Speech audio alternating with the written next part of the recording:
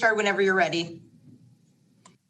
Okay, everybody, we'll get going here. So, good evening and welcome to the March 9th, 2021 Vista Consolidated Meeting. The meeting is now called to order. The meeting is being conducted utilizing teleconferencing and electronic means consistent with the State of California Executive Order N 29-20. In the event a quorum of the City Council loses electrical power or suffers an internet connection outage that is not corrected within 10 minutes, the meeting will automatically be adjourned. Items on the agenda that the council has not taken action on will be placed on a future agenda. So with that, we'll do the roll call with our city clerk, Kathy Valdez. Thank you. Please state your here when I call your name. Mayor Ritter. Here. Deputy Mayor Green. Here. Councilmember Franklin. Here. Councilmember Contreras. Present. Councilmember Melendez. Here.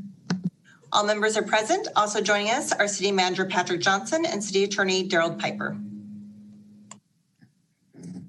Okay, in accordance with the Brown Act, I'd like to announce that as a result of convening simultaneous meetings, the members of the Buena Sanitation District will receive compensation of $147.75 for the district meeting pursuant to Buena Sanitation District Ordinance 2006-1. For the members of the public that are participating through Zoom, you may raise your hand to indicate you would like to speak by clicking the raise hand feature on your screen or by pressing *9 on your phone. Instructions on how to join the meeting through Zoom are provided on the agenda cover sheet. You may only speak on an item once, and public comment is limited to 3 minutes. So with that, we will do the approval of our agenda by our city manager, Patrick Johnson. Thank you, Mayor. There are no changes this evening to the agenda. Okay, the recommendations on the following consent calendar will be enacted in one motion unless an item is removed from the calendar. Any member of the public may remove an item by using the raise hand feature or by pressing *9 now. Items removed from the consent calendar will be considered immediately following adoption of the calendar. We have 7 consent items this evening, but any of the city council members want to remove an item? And seeing nobody waving, do we have any members of the public, a request from the public to remove an item? We do not have any requests, so we'll close that opportunity at this time. Madam Mayor, Yes. I'd offer a motion to adopt the consent agenda. Okay, we have a motion. I need a second. I'll second that. We have a motion by Councilmember Franklin and a second by Deputy Mayor Green. We need to have conduct a roll call vote. Thank you. Please state your vote when I call your name. Councilmember Melendez. Aye. Councilmember Contreras. Aye. Councilmember Franklin. Aye. Deputy Mayor Green. Aye. Mayor Ritter. Aye. The consent calendar passes unanimously. Okay, we have 3 discussion items this evening. The first discussion item is a traffic calming program update. Principal Engineer Sam Hassenen will provide the staff report. If any members of the public wish to speak on this item, they may indicate so by using the raise hand feature or by pressing *9 now. Speakers will be called upon after the presentation. So with that, I will turn it over to Sam. Good evening, Mayor and Council. So I have a presentation that I will be giving tonight, if that could be put up on the screen. Thank you. So traffic calming program update. Next slide, please. So that we have a current City of Vista traffic calming program that was adopted back in 2004. And the existing traffic calming program generally revolves around a program called Neighborhood Traffic Watch, or NTW. And the NTW has many steps, stages, and components. It tends to be cumbersome and difficult to follow. And it also solely relies on the resident leadership that kind of takes on the NTW. And then in addition, on the current traffic calming program has little description of traffic calming tools and procedures for implementation. Next, please. So staff developed a new drafted a new traffic calming program, which focuses more on traffic calming tools and how to implement them, procedures for getting things implemented. And it is also a phased and data-driven approach. Next slide. So there's 4 phases in the new program, and phase 1 is the most basic, which is kind of an initial start when a request comes in for traffic calming or a speeding complaint. And that consists of signage, markings, striping, and enforcement. Next slide, please. And then the next phase, which is phase 2, gets a little bit more progressive, and that phase involves data collection. So we would collect traffic speed and volume data. And then there's 2 options within this phase based on the conditions on the road and the speeds and the volumes. The first option is stop signs, and that would be at a point or intersection, I should say, along the street segment that is being considered for traffic calming, where it would be effective to kind of provide a break in the speeds. And at this discretion of the traffic engineer, that could be recommended. And if it's recommended, then the next step would be back to the resident or residents to collect a petition nearby or right near the proposed location for the stop sign that would be at least 51% in support. If that step is achieved, then it would have to go to the Traffic Commission and City Council for approval. Another option under this same phase is horizontal diversion devices. And that could be simulated by striping and raised markers and delineators. So that could be something like simulated medians or even circles at intersections along the segment of road. And this type of option requires Traffic Commission approval. Next slide, please. So phase 3. So if things do not work out in phase 2 for whatever reason, and speeding is still an issue, then it could progress to phase 3. And again, in this phase, traffic speeds and volumes are collected. And then this would be also in the form of horizontal diversion devices, generally from phase 2 if that hasn't worked out, or maybe they want to, we want to make them permanent, that they worked out and they should be made permanent. Then this would require 75% resident petition and support on the road segment, and it also requires Traffic Commission and City Council approval. Next slide, please. Phase 4, that is more of a comprehensive study of a street or a group of streets or a neighborhood. This could be in the form of a complete street plan, safe routes to school plan, corridor mobility plan, or other similar forms. This is more kind of a comprehensive study that would require a consultant to be retained. Public workshops would be held in the neighborhood to have resident participation. And this phase is typically initiated by the staff and does not necessarily, maybe follow the initial phases. Generally, would have followed those phases probably, or a couple of them at least, and still kind of a corridor issue that still exists. And an example of that would be the townside area where, we hired a consultant, went out, talked to the community, came up with a solution for an area that has kind of a combination of problems. No sidewalks, pedestrians are having a hard time crossing, there's speeding issues. So it's kind of a, long history of complaints and problems that exist in an area. Vale Terrace Drive is another study we did recently, which was in the form of a safe routes to school plan for Rancho Minerva Middle School, for sidewalks, traffic calming, pedestrian crossings, and so on. And generally, the solutions that result from this phase are high cost and are built with grant funding. Next slide, please. It's one thing that was added to the proposed traffic calming program after the Traffic Commission meeting from last month, which is it's something that to address vehicle speeds approaching roundabouts, which has been a common concern, that cars are coming too fast into a roundabout, so pedestrians are having a hard time crossing or not feeling comfortable at least. And also it causes some vehicles to come into a roundabout at a higher speed and not being able to negotiate it, and possibly encroaching into the roundabout or the curves on the right-hand side.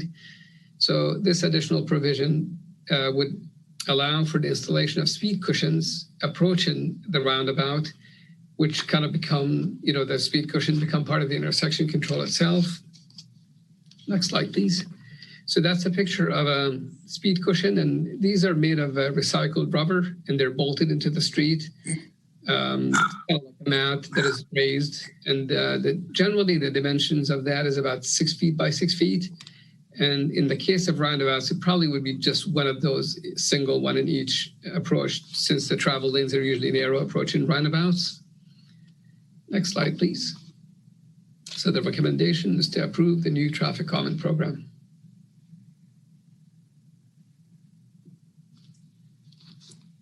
Okay, so do we have, I guess, do you want to hear public speakers first and then do our comments, everybody? I see head shaking. Okay, so City Clerk, do we have any public speakers on this issue? We do not have any public speakers, so we'll go ahead and close opportunity at this time. Okay, then do the council members have any comments on this? Oh, Councilmember Contreras. Thank you so much to staff for pulling this together. And I also want to thank my fellow colleagues. This is something that is fairly new to our city goals, looking at pedestrian and cyclist safety.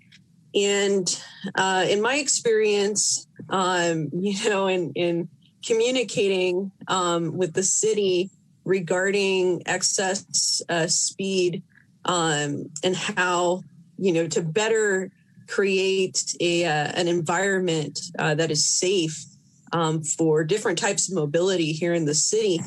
I and others, frequently came into the conversation with an open mind, but many times we were informed that speed cushions were not something that we were willing to do. So I'm just really thankful that we took a deeper look into some of these issues and we're approaching this issue with some new strategies. So I'm really, really, really thankful that my colleagues on council have been pushing for this just as much as I have, and that our city manager has continued to look into different strategies. So I just want to say I'm very, very thankful, and I fully support this effort.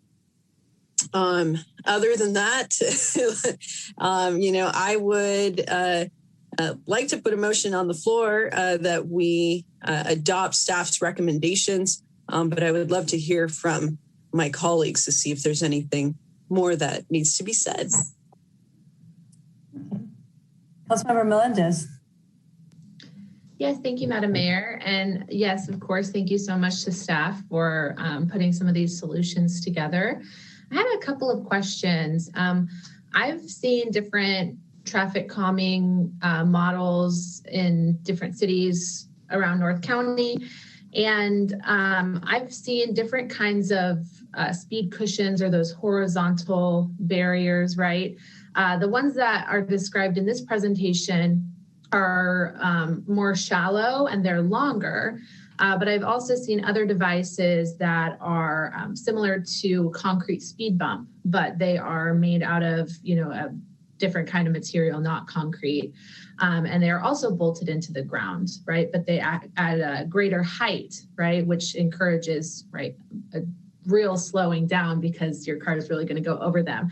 So could you tell me the difference between these devices and, what opportunities there are in the city of Vista for us to use, not only the ones that are presented here, but a myriad of different devices that could slow down cars?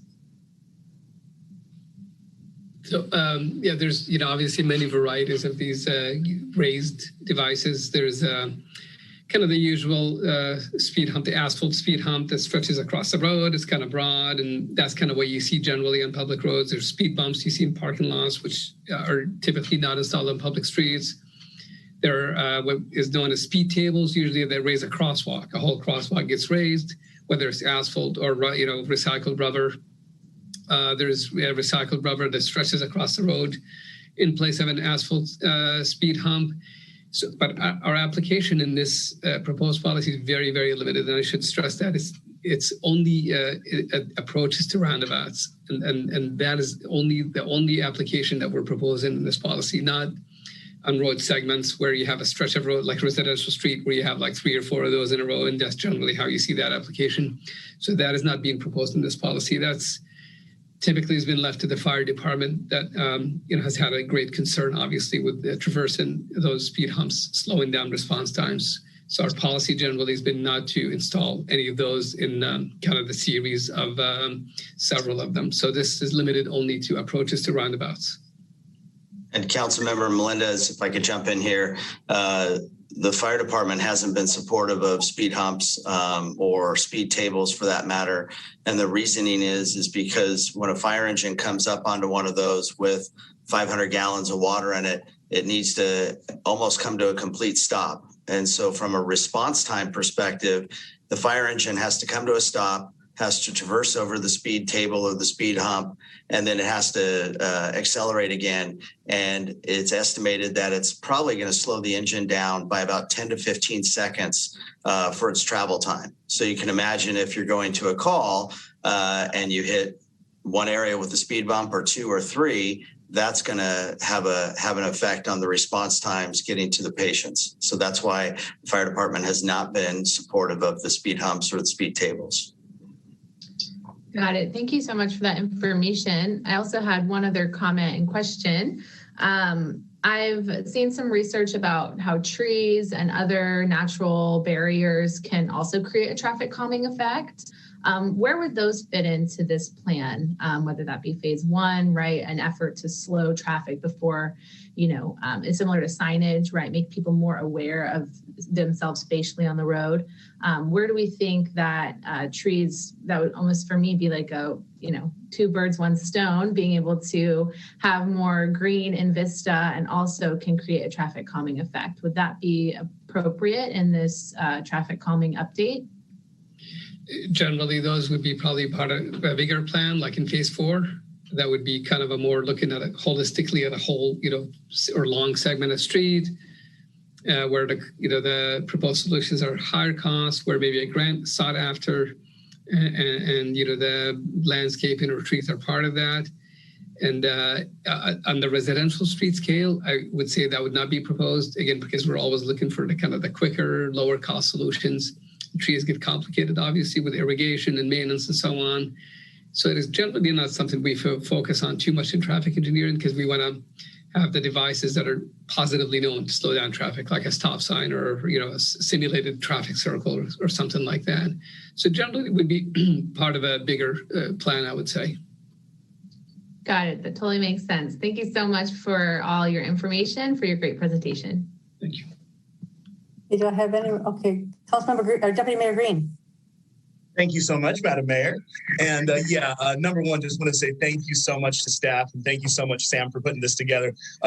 Traffic has changed a lot since 2004 to 2021, and our approach to traffic needs to change, where it needs to be more of a data-focused approach, and also a lot of different innovative ways to mitigate traffic. So I was with you too, Councilmember Melendez, on those rubber speed bumps, because they definitely slow me down when I'm driving, but I got the same thing. And we talked about the rumble strips a little bit, and the painting on the on the streets, different ways to get them to mitigate. But I love that there's actually 4 phases to the approach before you actually put something permanent in, because you really don't know what's going to work until you keep trying different things. So I really like the approach. I like the time that was spent on it. And one thing that a lot of the citizens have asked about are those solar speed signs. And it's my understanding, I think there's 17 new ones going in across the city, with your traffic calming program. And they're not that expensive. They're solar powered. And I really feel like when citizens are driving by and seeing how fast they're actually going, it immediately either makes them slow down or look down at their speedometer to make sure that they're doing what they're supposed to do. So, the new innovative ways are great. The fact they didn't have stop signs in there and roundabouts in there last time, great job, Sam, throwing all that in there. And there was a question I had about the bumps, and I spoke with Patrick a little bit. Within the roundabouts, if we have constant issues with people hitting those bulbs out, that we have from the slow when they go in, is it possible to remove those at some point in time and then maybe put those raised, entries into the into the roundabout to slow it? Because, people slamming into those curbs messes up their rims and things. And if we could slow them a different way getting into there, I think that's effective. I think that's kind of what you were talking about, right? Yeah, and that's exactly what this application would be. But rather than building it with concrete at the bulb outs, it'd be just bolting one of these cushions down just before the crosswalk, before those curb pop outs, to really slow that speed down so that they avoid the curbs, they avoid the roundabout itself. Pedestrians feel more comfortable as they're trying to step in the road. So that's really the objective of that. Yeah, and then there was another diagram in the staff report that you had. I don't know exactly which page it was on, but it looked like maybe it was on Kelly Street in Carlsbad. And it wasn't necessarily like a full roundabout, but it was just like a traffic circle that looked like it had like popped up bulbs around it almost. Like you could still drive through it, but it was kind of like a striped circle with, like things around it. I don't know if that's something you guys would do before you put a roundabout in now. Is that like a preemptive roundabout test strategy that we do before we have people flying into our artwork and stuff, or how does that work? And that's exactly what it is. But this is intended more for local streets, local residential streets, rather than not a major corridor like South Santa Fe Avenue, but more like for neighborhood traffic calming. But that's exactly what it is. It's in one phase, which phase 2, I believe it was. It's the two options: either the stop sign, if that is not desired, then the simulated, what we call simulated horizontal diversion devices. And that picture is exactly like that. So it's done with these, bumps, I guess, and then maybe delineators, plastic kind of poles, rather than going, with the full-blown construction. And if that works out, then we go to the next phase where we get the phase, because there's cost involved and so on. Awesome. And I agree with Councilmember Melendez too. You can never have too much green in the city of Vista. So, the more green, the better as far as I'm concerned. But we have done a great job as a staff with all the grants, all of our new Paseo project, the median down Vista Way. They all have trees and greenery. So keep up the good work, Sam. I definitely support this. And if nobody has seconded Councilmember Contreras' motion, I would offer a second to our motion. Okay, I don't see any other hands that want to speak. Madam Mayor, I just wanted to add that you weren't on my screen for some reason. Everybody else was there, but you weren't there. So I'm sorry. And so I was hiding. I just wanted to add, I appreciate that we've got a real resident consensus, factor built into this. We want to consider the feelings of the majority of the residents in a particular area. A lot of these are neighborhood level alterations to the streetscape. And so I think we've done a great job of building a strategy that considers the opinions and feelings of the majority of the neighbors. And certainly, I think all of us are concerned about safety for pedestrians and motorists and bicyclists. And I would concur with Councilwoman Melendez. If there's, I certainly would like to look into if there's some landscaping options that have got some demonstrated ability, even when it's minor, if it's a beautification and a calming effort.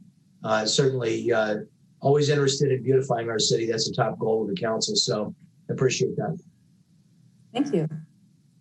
So with that, I will see no more hands waving. And I see John's face now. So, okay, so then I have a roll call vote with the city clerk, please. Thank you. Please state your vote when I call your name. Councilmember Melendez. Aye. Councilmember Contreras. Aye. Councilmember Franklin. Aye. Deputy Mayor Green. Aye. Mayor Ritter.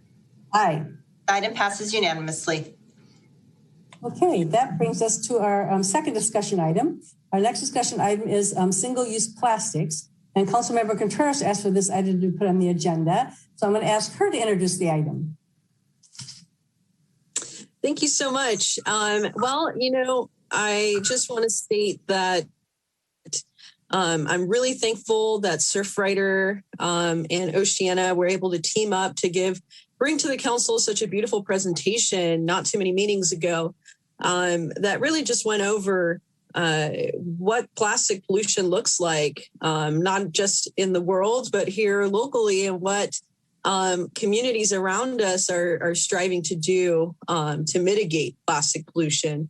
And because that presentation was so well done and we got a lot of positive feedback from the public, I wanted to bring it forward as a discussion. So that way all of us could investigate what we can do at the city level and look at, giving hopefully giving our staff direction to put an ordinance together so that we can meet the moment and really ensure that we as a municipality are being a good corporate citizen and that we're doing the best that we can to mitigate this issue.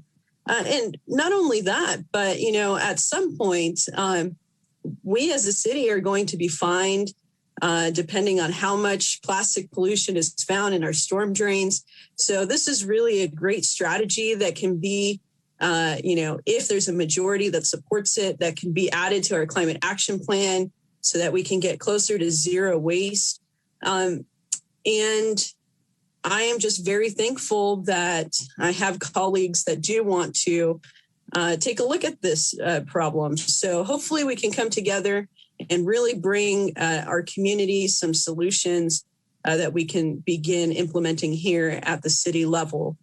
But before we get into any discussion, I wanted to see if there's anybody in the public that has comments, if my colleagues would like to hear from the public first before we go into discussion. Awesome. Do we have people that are looking to comment? City clerk can tell us that. Should we go ahead and do public comment? Yes. All right. So first we have Megan Flaherty. Go ahead, Megan. Hello, Council. Great to be with you guys tonight. My name is Megan Flaherty, and I'm with the San Diego Audubon Society.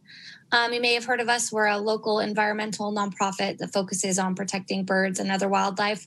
And we actually have a private reserve in Vista, the Anstein Audubon Nature Reserve, which is a really awesome place to go and watch birds, open on Saturdays. Don't mind the plug. But the San Diego Audubon Society is in support of eliminating the use of single-use plastics. We work with Surfrider on a lot of coastal issues, and we see firsthand the impacts that plastic has on all kinds of wildlife, including a lot of seabirds, marine mammals. And so we're definitely in support of this, and we hope that we can move towards eliminating those single-use plastic items and transitioning towards more sustainable products in our communities. So thanks again, and hope you guys will support it. Thank you.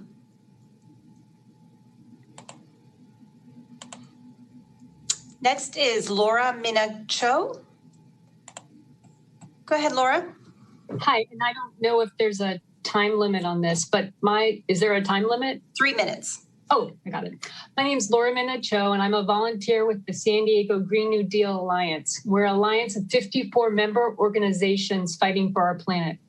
I urge the council to support and enact legislation to fight single-use plastics.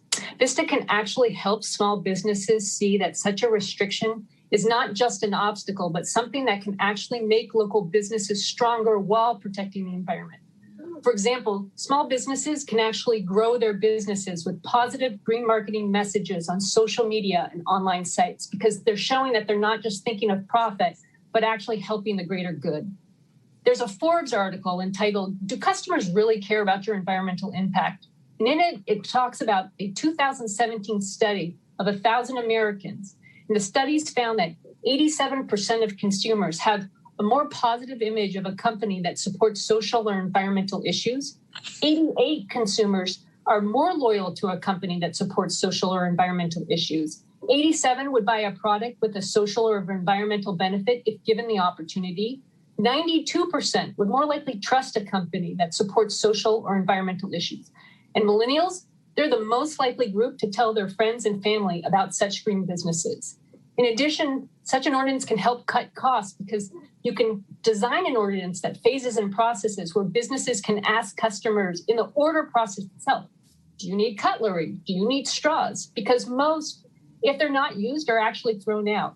And then this trains the customers in Vista, where later you can phase it out where it could be just on request. In addition, businesses can explore reusable or compostable options, as well as purchase glass or aluminum cans for individual beverages. You don't have to use plastics. but these are just some examples. Again, one can see such an ordinance as an obstacle, but Vista can actually turn this into a powerful asset that ends up helping us all. Thank you. Thank you. Next is Katie. Katie, if you'll please state your last name for the record. Go ahead, Katie.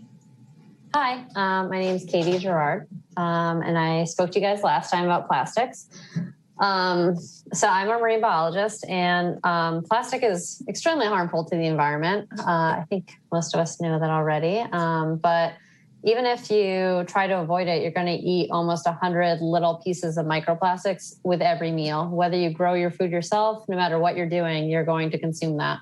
And then you're also inhaling a ton of plastics. And I know last time I compared it to DDT during our last conversation, and somebody said, well, we got rid of DDT and then malaria flared up. Like, do you want DDT to be back? Eagles would be extinct, so we wouldn't have our national animal anymore. So not a great argument, I would say.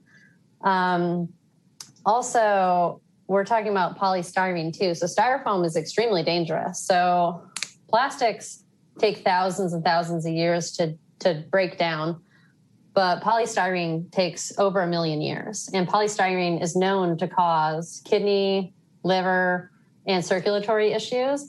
It's also affects your genes. So it's a genotoxicity. So it changes your genetic information, and it is leached into the water when polystyrene travels to the ocean, or when it sits in landfills and it rains on the landfills, then it's leaching into our water system. So you are going to ingest these chemicals whether you want to or not. Even if you drink bottled water, like, it's in there, it's everywhere.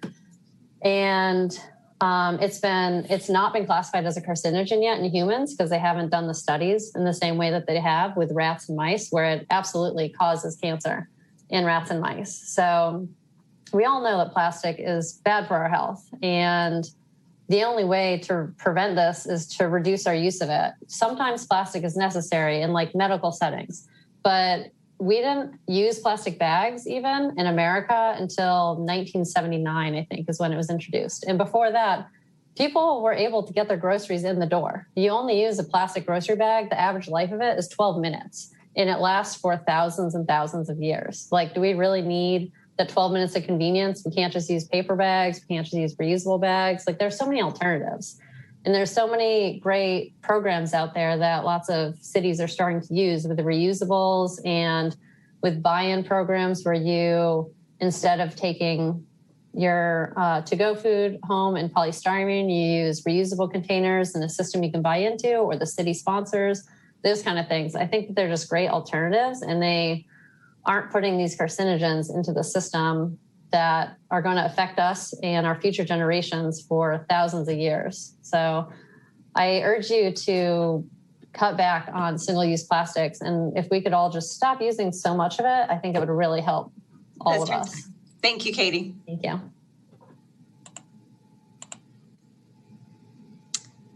Next is Monique Combs. Go ahead, Monique. Oh, can you hear me? Yes. Thank you. Thank you for your time and this opportunity to speak. I support a ban on single-use plastics. I was astounded to see the cost of cleanup that Vista is spending for litter.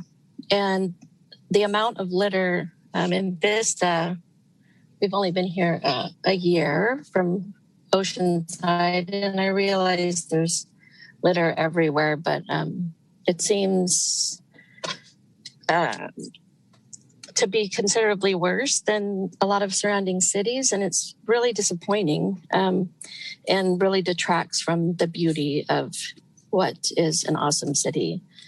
Since COVID, it seems that the use of single-use plastic is up considerably. We really try to support local restaurants by ordering takeout, but the excessive use of styrofoam and thick plastic containers that are not getting recycled for a lot of reasons, but one of them being China not purchasing much of our plastic really is discouraging me from supporting these businesses that I otherwise would really like to support. Please direct staff to join several other cities in North County in developing an ordinance regarding single-use plastics. Thank you. Thank you.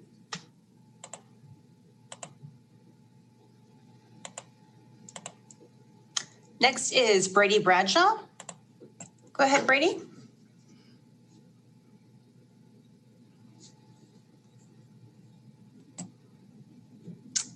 Brady, if you'll unmute, there you go.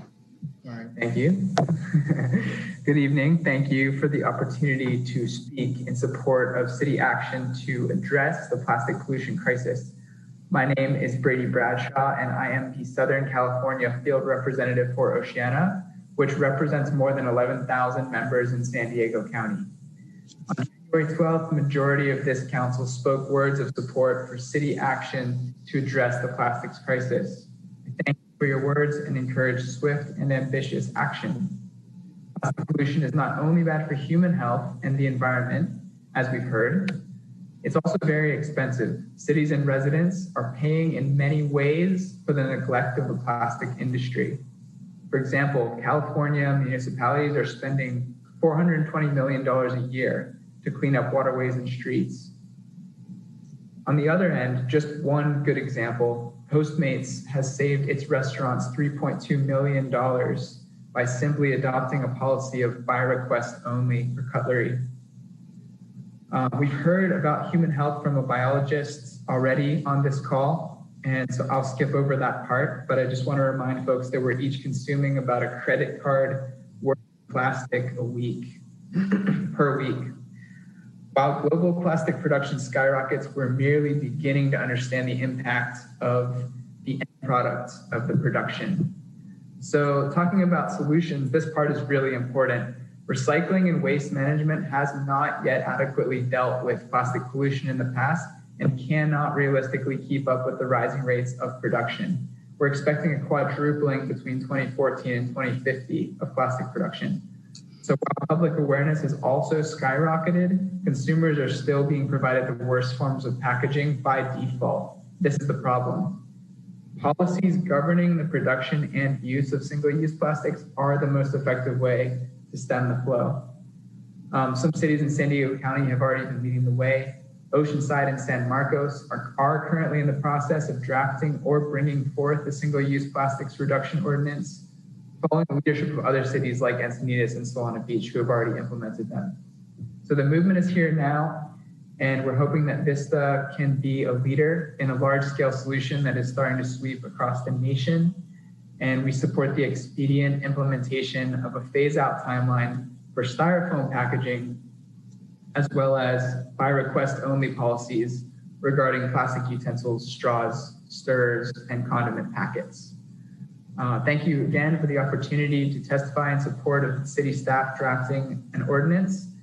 And we hope that we can combat the plastic pollution crisis that is threatening the future of our oceans and threatening human health for generations to come.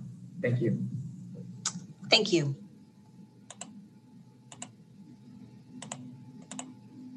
Next is Josh Loop. Go ahead, Josh. Hi, my name is Josh. I'm a Vista resident. Thank you, City Council, for your time. I guess from my perspective, I'm definitely speaking in support of the ban on single-use plastics. I see a lot of plastic trash on the roadsides when I go about Vista or when I'm traveling through the area on the 78, and it would just be nice to see a cleaner neighborhood and not have to pick up trash out of my yard or see it in the residential areas on my drive home. And I know in regards to we eat out a lot at small businesses here in Vista Village, and I'm glad we have that opportunity to support them during the pandemic. And it would be really nice to not bring home so much plastic with me every time we go to eat in Vista Village. the first thing I do when I get home is I take the plastic bag, I take the plastic cutlery, I take the plastic containers, and they all get thrown away, or I attempt to recycle them. But I would know I would probably eat out more often here locally in Vista Village if take home didn't mean so much plastic every time I go to get food somewhere. And I'd never use the plastic cutlery they give me, but yet I have to take it home with me every time because there's no way to call ahead or to let them know when I place my order that I don't need that. So I'm just taking home unused plastic and throwing it away every time I go out to eat in Vista Village. So just, I guess from my perspective, just less pollution in our own backyard and just less unnecessary use of plastic that I assume probably most of us when we go out to eat and we take home that stuff, half that plastic we take home with us we don't need, and it doesn't really get used. So I would appreciate your consideration of this ban on single-use plastics. Thank you. Thank you.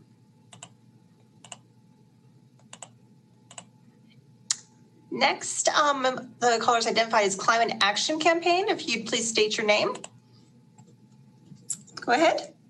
Good evening, council members. This is Malika Marsden on behalf of Climate Action Campaign, a member of the San Diego Green New Deal Alliance. The San Diego Green New Deal Alliance is a coalition of 54 organizations dedicated to a zero carbon future in a way that creates good jobs and more just communities. We are here tonight to support the council introducing a plastic ban ordinance. And there are numerous reasons as to why. Many people do not realize the role that plastics play in exacerbating the climate crisis and increasing greenhouse gas emissions throughout the entire life cycle of plastics. So that's kind of our major interest in supporting this. Climate science says to avoid the most devastating impacts of the climate crisis, such as the storms in Texas or the Camp Fire a couple of years ago, we must cut emissions in half by 2030, which is 9 years away, and achieve zero carbon by mid-century at the latest, and then negative emissions thereafter. This is a lot. This will be really challenging, but banning plastics is really the easy, low-hanging fruit. Numerous cities across California have already done so. So we encourage you to kind of hop on the train and join the movement.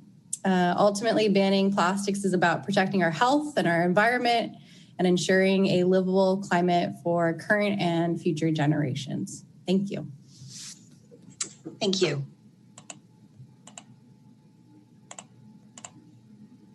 Next is Jackie Zimmer.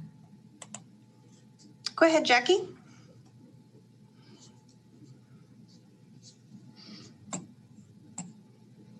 Jackie, if you could unmute yourself. Sorry about that. I'm Dr. Jackie Zimmer, and I'm speaking on behalf of the Social Justice and the Creation Care Ministries at St. Francis of Assisi Church here in Vista. I've lived in Vista for 32 years. We own our own home here on Lonsdale Lane. The Bible tells us that God created the world. He saw that it was good. He put man and woman on the earth to take care of it and preserve it for generations to come.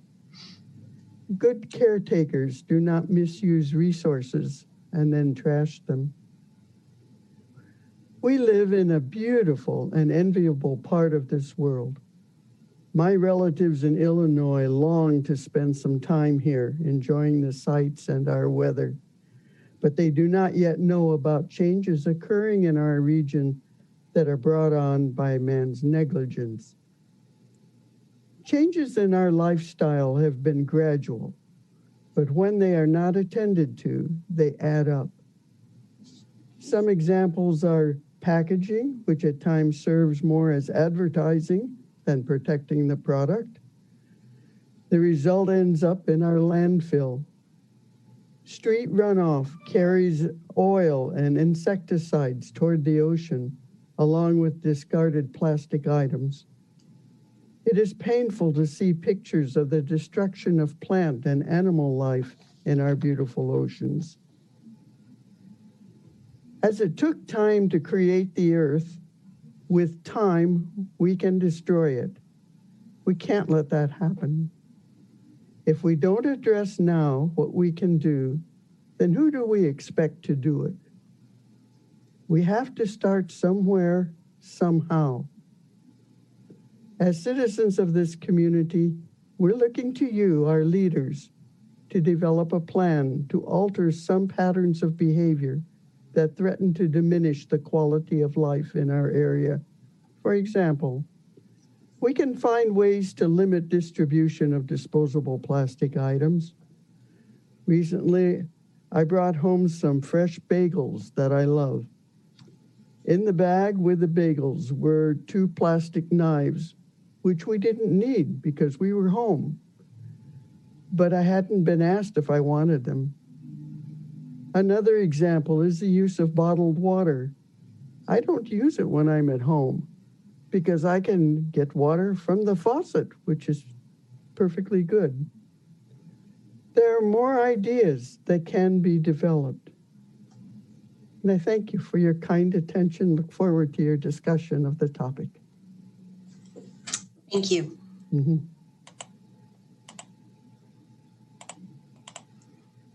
Next is Emily F. Emily, if you please state your last name. Go ahead. My last name is Field. Thank you. Good evening, council members and Madam Mayor. My name is Emily Field, and I am the farm manager for Terry Inc., a nonprofit that provides services to people with autism and other intellectual and developmental disabilities. Tonight, I'm speaking to you on behalf of my organization.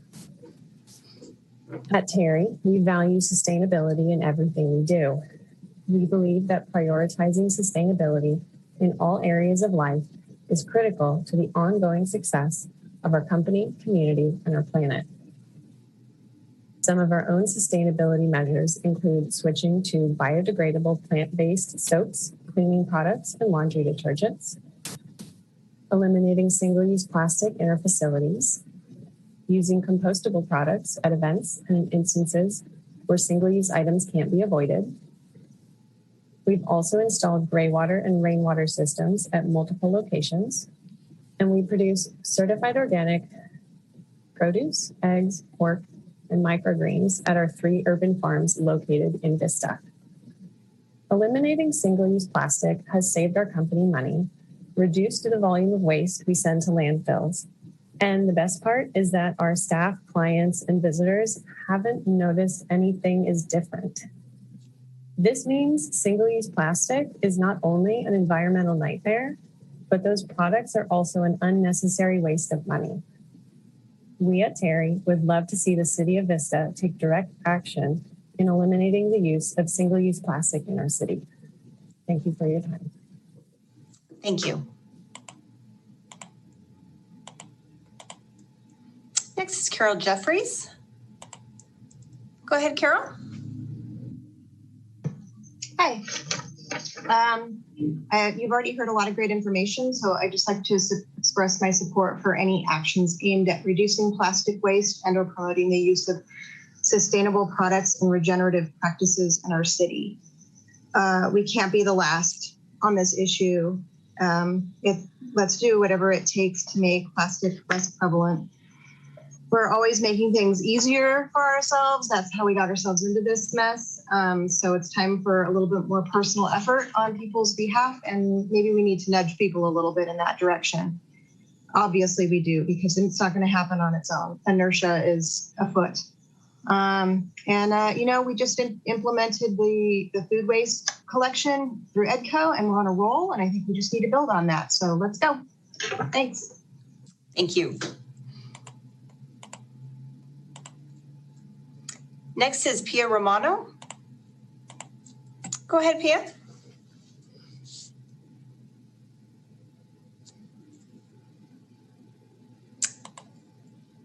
Pia, are you there? Yes, I'm here. Thank you for this opportunity, everyone. My name is Pia Romano, and I'm a board member of South Vista Communities. We at South Vista Communities want to express our support for the Vista City Council to direct staff to work to create a single-use plastic phase-out ordinance that can be brought back to the council for further discussion and adoption. Waivers for certain businesses and a timeline of implementation would be decided by the City Council. As we've been hearing, plastic is a significant threat to our health and environment, and recycling is never going to be an adequate solution. But what has worked are these adoptions of single-use plastic phase-outs by incorporated cities. All over California, the country, and the world, such ordinances are being adopted successfully. In 2019, San Diego adopted a prohibition on polystyrene foam and a reduction of single-use utensils. And the waivers were accepted for feasibility-based hardship or financial hardship. And similar policies are in place in Solana Beach, Del Mar, Imperial Beach, Encinitas, Chula Vista, and Oceanside, looking at a phase-out approach to polystyrene with an added introduction of by request only for straws, utensils, and stirrers. It's time for Vista to adopt a similar phase-out approach of polystyrene.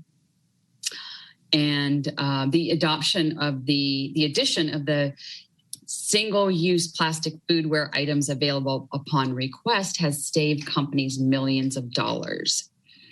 The goal is within Vista's reach, we believe, and please consider asking staff to research the adoption of a phase-out approach on polystyrene with single-use plastic foodware items available upon request. And thank you for this opportunity to speak.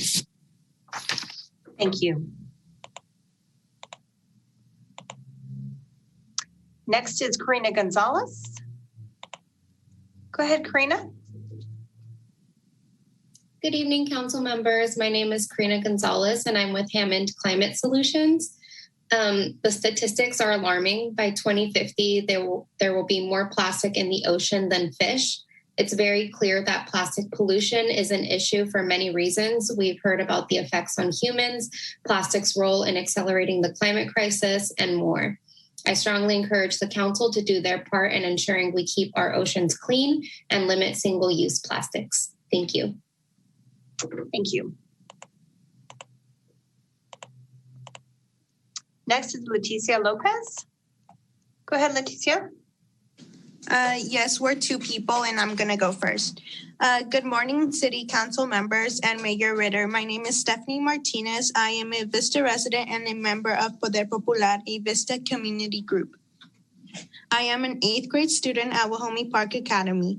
Plastic pollution has become a big problem around the world. It has led to some positive changes to our society, but also has had some major negative effects. According to Oceana, 8 metric tons, which is about 17.6 billion pounds, enters oceans every year. This is roughly equivalent to dumping a garbage truck full of plastic into the ocean every minute. It is predicted to increase to 4 truckloads per minute by 2050. I have experienced seeing plastic in lakes and rivers. Not only that, but I have been able to see them clogging sewage systems such as drains. These clogged drains could lead to floods when it rains. Some of these plastics in these small bodies of water may end up in oceans where it affects marine life. 660 species of animals in the ocean have been affected by plastic, 53% of the world's sea turtles. I believe it is important that adults and parents are able to educate youth, students, and their children about the negative effects of plastic. We can even start a campaign to help with this, and we could also have advertisements to help bring more awareness to this problem. Help adopt this plan and ordinance to reduce the use of single-use plastic to help this generation, but future generations as well. Thank you for your time. And then my mom's gonna go next. Okay. Hola, buenas tardes a todos los miembros y representantes del concilio y alcalde Ritter. Mi nombre es Leticia López y soy residente de Vista y también soy miembro de Poder Popular. Y les quiero hablar sobre el problema que tenemos con la polución de los plásticos de un solo uso.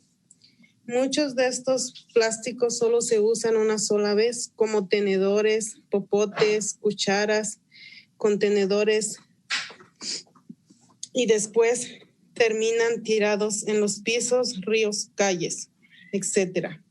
Los ríos y las alcantarillas se llevan toda esta basura al mar y esto causa que se contaminen los mares. También con la basura en el mar, los animales y pescados consumen este plástico, y a lo que dice Oceana, cuando consumen este plástico, los animales son como esponjas para químicos como el mercurio. Eso es venenoso para los humanos cuando se consume pescado. A mí me gustaría ver que adoptaran una ordenanza que reduzca y elimine el uso de plástico de un solo uso, que se cree una cultura donde la gente se haga responsable de cargar sus propios cubiertos y contenedores para su comida, y que todos nos hagamos responsables de la tierra, porque solo hay una y la tenemos que cuidar. Muchas gracias por su tiempo. Gracias.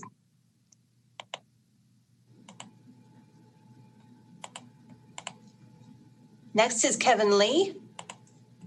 Go ahead, Kevin. Hi there, and good evening, Mayor Ritter and Vista City Council members. My name is Kevin Lee, and I am the Environmental Impact and Compliance Specialist for Dr. Bronner's, and I will be speaking on behalf of the company. Dr. Bronner's is a fifth-generation family-run local business and California benefit corporation. Since 2008, Dr. Bronner's has proudly manufactured our top-selling organic and fair trade soaps right here in Vista in District 4, and today we have over 300 employees and distribute our products around the world.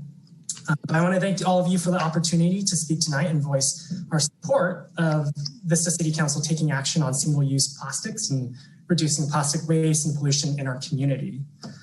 Dr. Bronner's is one of the largest consumer products manufacturing businesses in San Diego County, and we do use massive quantities of plastic packaging to distribute our products to consumers around the world. At the same time, we know that there is a market for sustainability that many people do support. And since our inception as a company, we have built sustainability into our business model, even before all the recent uptick in awareness around the plastic issue. For example, since 2003, we have sourced 100% post-consumer recycled PET plastic for most of our bottles. Using PCR plastic encourages recycling because it builds an end-of-life market for recycled material, and PET is widely recyclable. In addition, we also have business goals to send zero waste to landfill. We provide employee lunches in compostable paper or reusable containers. We hope to expand packaging options for our products that promote refill, develop more plastic-free packaging options for our products, and support the Plastics-Free California Ballot Initiative. Despite all of this, we know that sustainability isn't the only factor that makes customers support our quality products. There are some customers who will only buy our product because it works well for them. But if we were to wait for all consumer awareness to support every shift in producer behavior, there would never be progress for environmental protection at the rate we need, especially around the plastics issue. So the right direction is to move away from single-use virgin plastics. As a local business, we would like to see policies and infrastructure investments that would incentivize and support businesses moving away from single-use plastics, promote reuse options for packaging, and expand recycling and composting systems in Southern California and the US. The good news is that our community has the power and choice to make that move, and US City Council has the authority to help regulate the rogue streams of single-use plastics, degrading our ecosystems in our beautiful city. Dr. Bronner's certainly can't go at creating a cleaner world and cleaner Vista alone. That's why today we urge City Council to consider taking action on single-use plastics, such as phasing out polystyrene, styrofoam, food serviceware, and having only single-use utensils be available by request. We all have a role to play, and we are proud to be a business in Vista working on this issue. We commit to working with City Council, Mayor Ritter, and the business community to support action. Sorry, your time is up, Kevin. Thank you for your time. Thank you. Next is Nancy O'Shea. Go ahead, Nancy. Can you hear me okay? Yes, thank you. Perfect.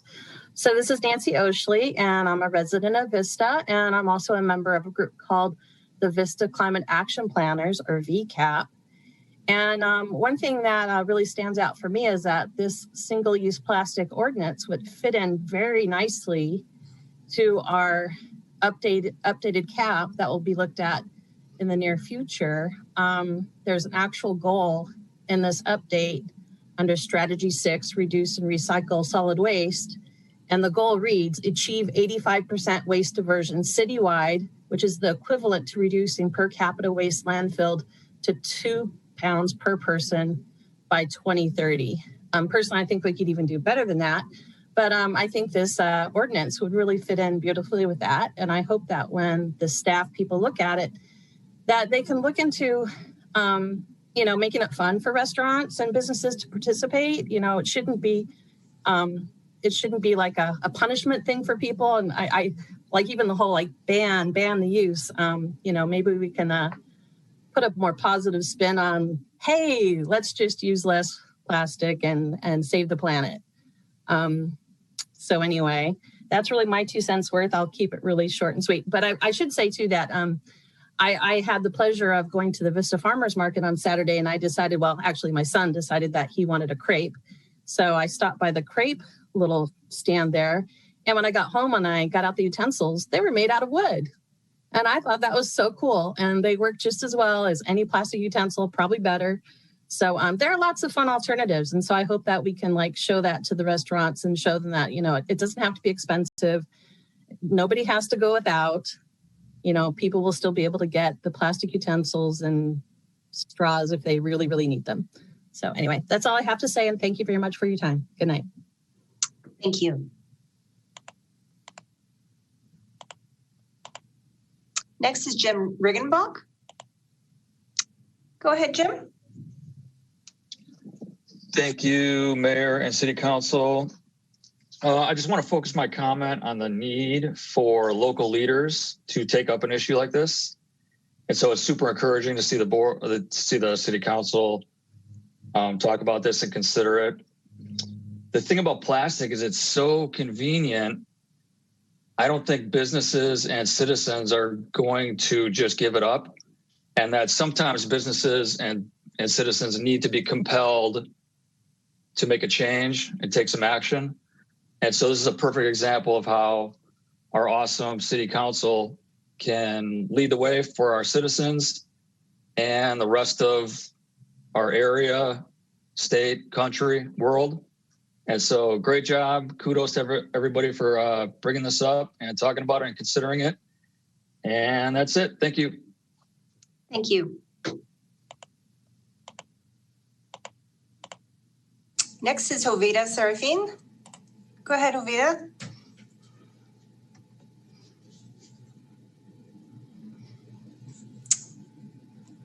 Jovita, are you there?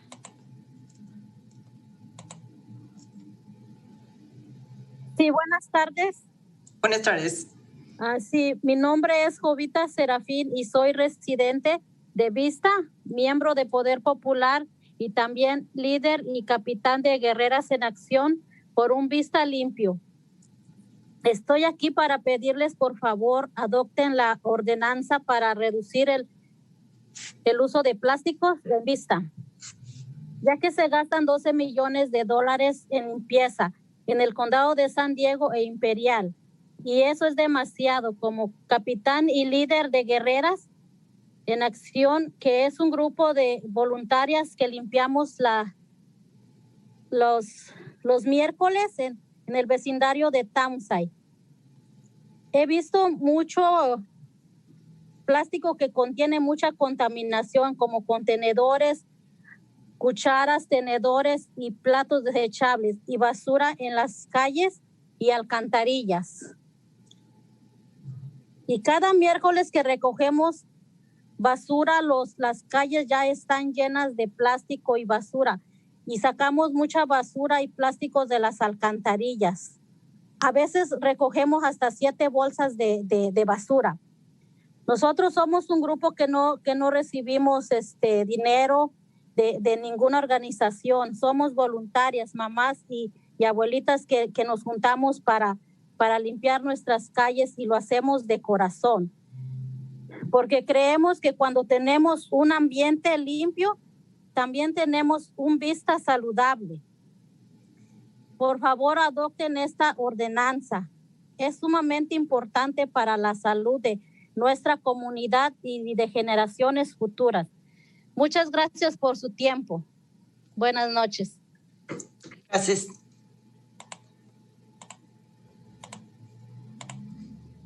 Next is Ana Marie Velasco.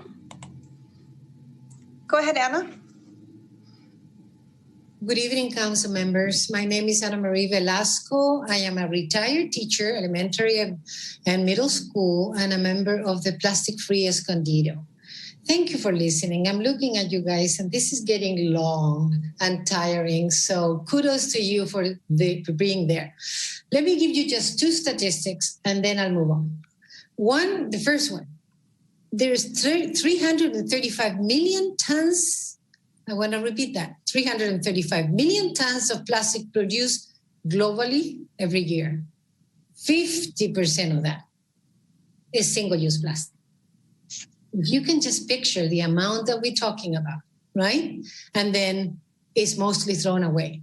Now, we know that recycling doesn't work. And yet, as consumers, we have been given the responsibility of doing something with a product. So you and I have been trying for the past 20 years to do something about it. So we recycled, thinking that that was the answer. What do we know today? It's not. 90% of plastic is not recycled. And most of it is recycled only once or twice. So surely we're not doing the right thing. So right now, what we need to do is for you guys to really think this through, lead the way, and pass a single-use plastic reduction ordinance today, now. We just cannot continue ignoring this crisis because at this point we are, especially with the pandemic, we have arrived to a crisis level. So thank you for listening. Good night. Thank you. Next is Paulo Ilescas. Go ahead, Paulo. Hi there. My name is Paola Ilescas. I live, work, and breathe in Vista. I am so glad and happy to see City Council at least considering a type of ordinance to reduce the use of plastics. As part of our volunteer group, Poder Popular, we have seen so much plastic pollution in the streets of Vista, and it concerns me both for the health of the community and the health of our marine life and our environment. Adopting a comprehensive plan that assists business transition from utilizing single-use plastics to utilizing reusable or compostable materials would be useful and beneficial for everyone. As Jovita stated earlier, Caltrans spends, it was really surprising for me to figure out that Caltrans spends $12 million on cleaning up in San Diego and Imperial counties. And that is a lot of money that could otherwise go to other projects like road improvements. It really does personally hurt me, but it is also an eyesore to see all this trash out in our neighborhoods and streets. And I truly love this city. I think it's so beautiful. I love the small businesses here. It's one of the many reasons I moved here. And so I really hope that all of you as city representatives and Mayor Ritter are able to adopt a wholesome ordinance to support this transition and create a culture of responsibility to one another in our city. Thank you so much for your time, and thank you in advance should you adopt this ordinance. Thank you. Next is Gretchen Gary. Go ahead, Gretchen. Hello, hi. I've really been enjoying all these comments. Good evening to the council members and also to all the people attending. I've been very inspired by you all. My name is Gretchen Gary. I'm a local resident, a mother, and a volunteer, and I'm entirely in support of a single-use plastics ban here in Broad, all of San Diego if possible. And I'm very grateful for the opportunity to speak to you all. I clean beaches with my kids to teach them about community service and local activism. And I try to encourage my friends and family to think about their consumer choices.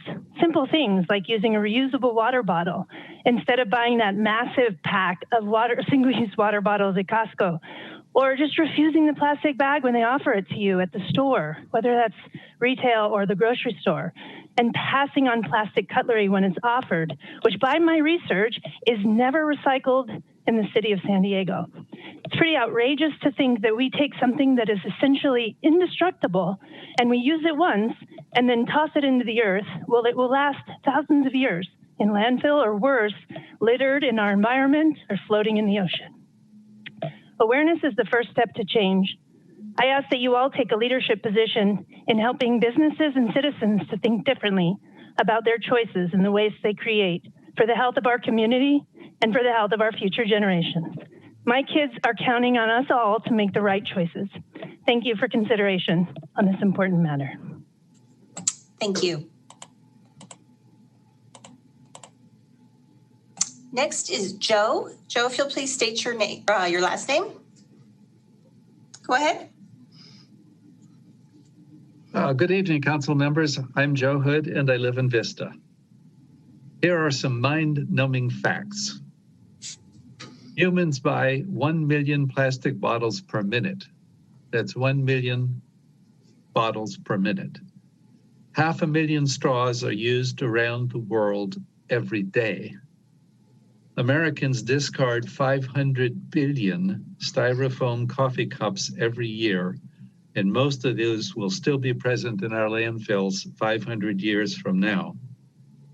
Single-use plastics frequently do not make it to a landfill and are not recycled, as many others have said.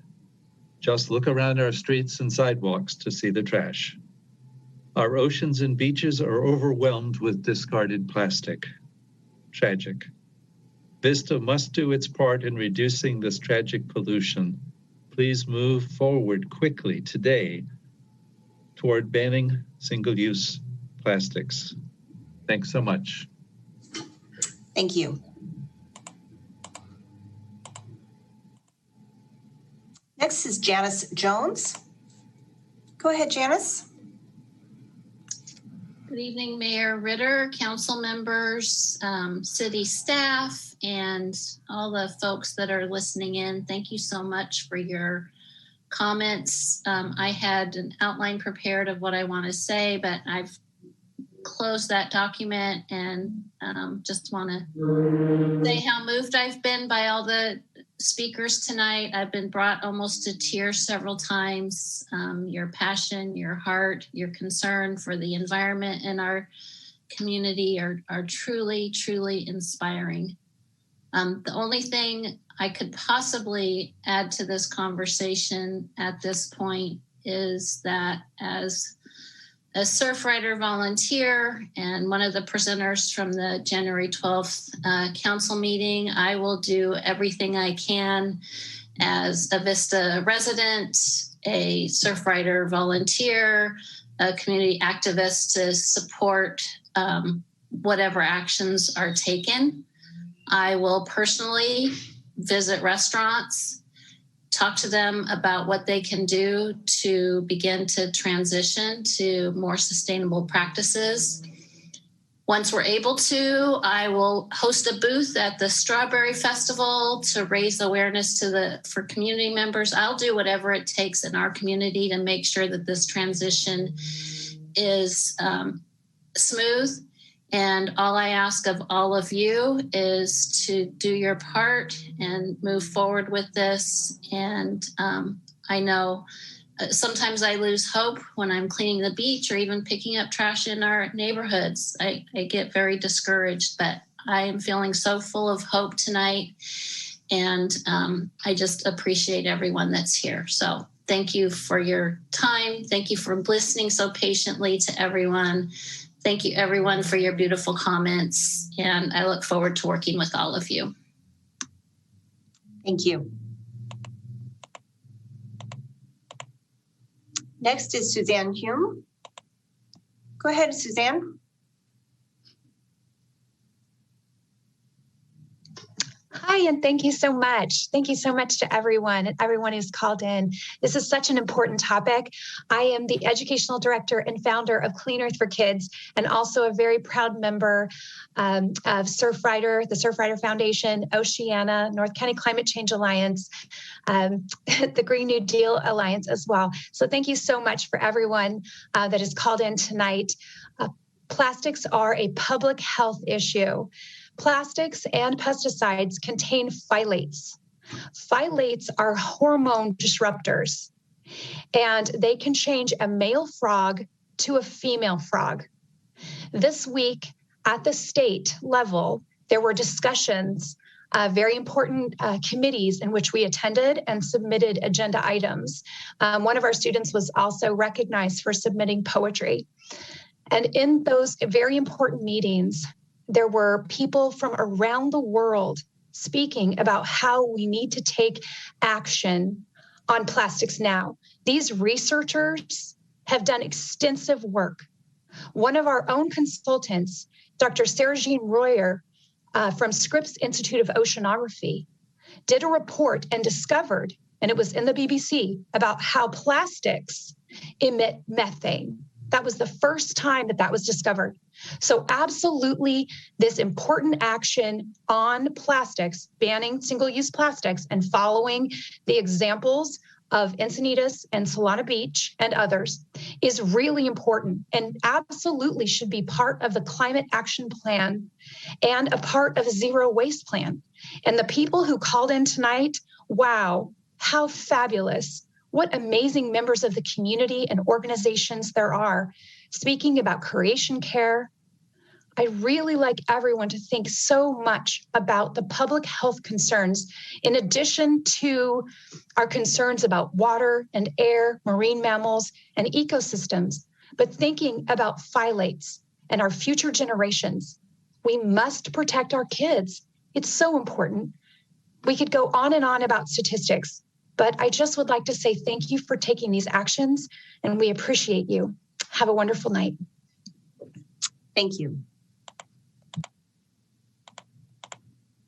Next is Maria Wallace. Go ahead, Maria. Yes, can you hear me? Yes, thank you. Okay. My name is Maria Wallace, and I am a member of the Escondido Community Advisory Group and Citizens for a Plastic-Free Escondido. We're a group of Escondido residents who have been working with the city on our climate action plan. We wanted to support the city of Vista in adopting a single-use plastic ordinance. As you know, most types of plastics are toxic from extraction to disposal, and we continue to produce more and more in the name of convenience and profit. But we are ignoring the cost to our climate, our environment, and our health. It is unbelievable that over 1/2 of our plastic have been produced in the past 15 years, and according to Oceana, in the next 5 years, 325 new petrochemicals facilities are going to be built. We need to reduce drastically the amount of plastic that we are producing. It is so painful to read one article after another warning us about the many problems that plastic might be causing to our body and our climate. We have known for a long time that styrofoam is probably a carcinogen, and that chemicals found in plastic, such as BPA, BPS, can cause adverse reproductive outcomes. In fact, I just read a report on the Guardian that the author states that for the first time, microplastic revealed in the placentas of our unborn babies. Also, in relation to our climate, I read that plastic warms the planet twice as much as transportation, and that 50% of all plastic produced is single-use plastic. In addition, Greenpeace report, a comprehensive U.S. survey on plastic recyclability, was published on February 18, 2020, and they claim that recyclable labeling on plastic doesn't mean that those products are legitimately recyclable. Plastic production and pollution are environmental justice issues. Black and brown communities are disproportionately located around oil and petroleum refineries, breathing the emission from those toxic chemicals. In addition, our waste end up in the global south, where the communities do not have the infrastructure to deal with the waste that we are accepting, that they're accepting. Mayor and council members, since 2018, when China stopped taking our plastic, do you really wonder what happened with those plastics that are Maria, not I'm sorry, your time is up. Well, Maria, your time is up. Thank you. Thank you. Yeah, thank you. Next is Leslie Handa. Go ahead, Leslie. Hello. Thank you so much for this opportunity to speak today. My name is Leslie Handa, and I study seabirds and water birds with Handa Ornithology Lab. And I'm also on the Conservation Committee of San Diego Audubon Society. I support overall the reduction and consumption of plastic and would like to highlight the detrimental impact on pelagic seabird species, both locally and worldwide, as plastic pollution in the ocean is a rapidly emerging global environmental concern. Seabirds have been widely observed to ingest floating plastic. Plastic manufactured articles most prevalent in seabird plastic consumption include pellets, styrofoam, bottle caps, bags, and sponges. User plastics, or plastics that we discard, were prevalent in plastics consumed by adult seabirds and composed 21 to 71% of all plastics consumed by seabirds. Adult species of seabirds known to ingest plastics that inhabit the Pacific coast include albatross, shearwaters, petrels, gulls, auklets, and puffins, and are all seabirds that inhabit our Pacific coast. Populations of pelagic seabirds from the area of the North Pacific, California, had high plastic loads in their digestive tracts, meaning that we in California are contributing to this problem locally. Seabird chicks are negatively affected as plastic was prevalent in 67 to 100% of chicks of black-footed albatross and Laysan albatrosses in a study in the Hawaiian Islands in 1986 to 1987. Cumulative plastic ingestion causes obstruction internally and has been shown to impede digestion in storm petrels, and shearwaters in the Pacific. The reduction in plastic use would not only reduce pollution in the human environment, but we would help reduce perpetuation of the consumption of plastic in seabirds. For over 50 years, we have known the impact of plastics on seabirds, and we've known that this has been a problem. We're long overdue to take action to reduce this problem. As this problem is driven by exponentially increasing production of plastics globally, we need to take action immediately to reduce plastic consumption. Thank you for listening to me. Thank you. All right, so that completes public comment on this item. Okay, so then it's time for our discussion. Yes, Deputy Mayor. Ooh, thank you so much, Madam Mayor. I appreciate you calling on me. And first off, I just want to thank Councilman Contreras, Janice Selby-Jones, and Brady Bradshaw for bringing this item forward, and just all of the information that we were given tonight. I feel like I'm almost an expert when it comes to plastic now, so it's great. You know, we got to see the presentation a couple times, read a whole bunch on it, but we definitely do need to address what has become a plastic pollution crisis. And if this would have come forward, which actually it did in 2016, is when they started talking about the straws on request. And I feel like with the straws on request, we were initially anti that, and then immediately following up, the state mandated the straws on request. So I feel like this is kind of an opportunity for us to preemptively fix the problem that is kind of ongoing in our community and give our businesses a heads up on what's coming down the pike. I love the idea of calling it a single-use plastic reduction ordinance. I think if you call it a ban, it is very, negative. I think a reduction ordinance is a great way to go about it. we are the mechanism for change for our city. And I think that we've all had the different ways of recycling, with the different crates that were colored, the different trash bins that were colored. And you're absolutely correct with SB 1383 and the organic waste diversion that we're having to do. This is a great opportunity to incorporate something else into our city that can help with diversion of waste. And one of the callers said that, we can't save the world. What we can do is we can create policies to alter patterns of behavior. And that's what I'd like to do with my council, is create some policies that can just alter patterns of behavior. We heard a lot about people getting, plastic cutlery without asking and no box to check on whether you want it or not. That's an easy fix and actually would probably save our businesses money if they had the option. So I'd like this to be something that's not burdensome on our businesses. I want to be more of a help as a city than a hindrance. And I think that coming at this preemptively is a big help to our community and to our businesses. I like the idea of phasing it out. I like the idea of on the request. And more than anything, I like the idea of making it fun. We can have different programs with our businesses. How much plastic did you divert this week, or this month? Maybe different competitions of how green you can be and, how much we can do for our community. So this definitely, goes in line with our climate action plan. And I do feel like this is something that we can add to our updated climate action plan.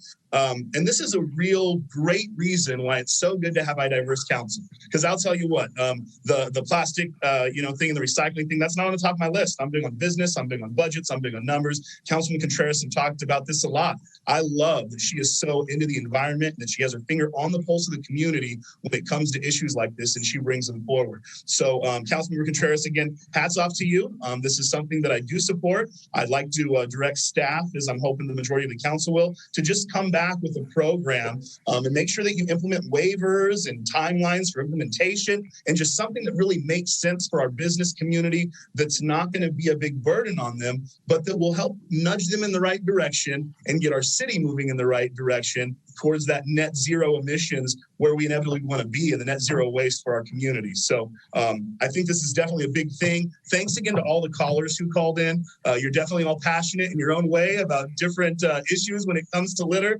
And we definitely are listening to you, and we will keep working hard to make changes that benefit our community. So that's what I have to say on this issue. I am in support of it. I know we're just giving staff direction tonight. So my direction is to proceed with figuring out what a good plan is to help our city move forward. So thank you again, Councilman Contreras.